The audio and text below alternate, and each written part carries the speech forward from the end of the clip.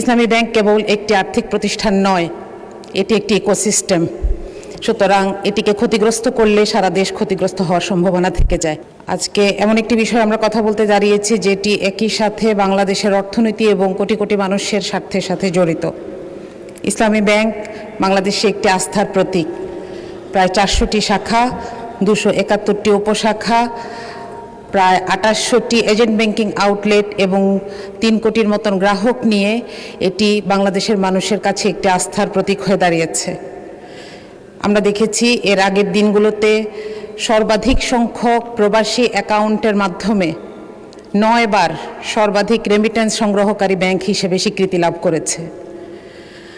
আমরা দেখেছি বিগত ফ্যাসিস্ট সরকার কিভাবে এই ব্যাংকটিকে অবৈধভাবে দখল করে নিয়েছে এবং এমন একটি গ্রুপের মাধ্যমে দখল করে নিয়েছে যারা মোট খেলাপি ঋণের অর্ধেকের বেশি এই ব্যাংক থেকে তুলে নিয়েছিল।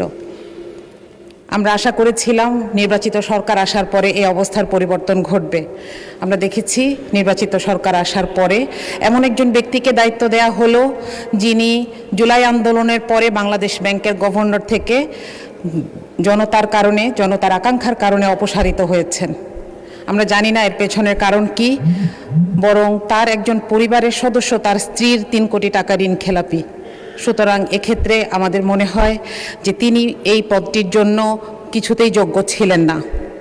এর প্রভাব যেটা পড়েছে সেটা 4 জুনের বিজনেস স্ট্যান্ডার্ড থেকে আমরা দেখি 7 দিনে 4200 কোটি টাকা এখান থেকে তুলে নেওয়া যাওয়া হয়েছে। গ্রাহকরা আস্থা হারিয়ে ফেলছেন। সিআরআর প্রয়োজনীয়তা 7000 থেকে কমে 2600 কোটি টাকায় নেমে এসেছে।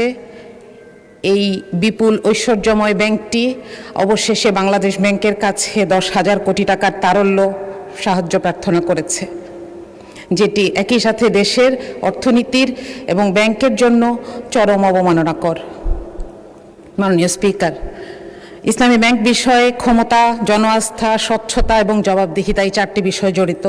সুতরাং দেশের অর্থনীতি এবং কোটি কোটি আমানতদারের স্বার্থে এই ধরনের অযাচিত হস্তক্ষেপ সামগ্রিক আর্থিক অবস্থায় প্রভাব ফেলতে পারে। এমত অবস্থায় আমরা 2টি বিষয় জোর দিতে চাই।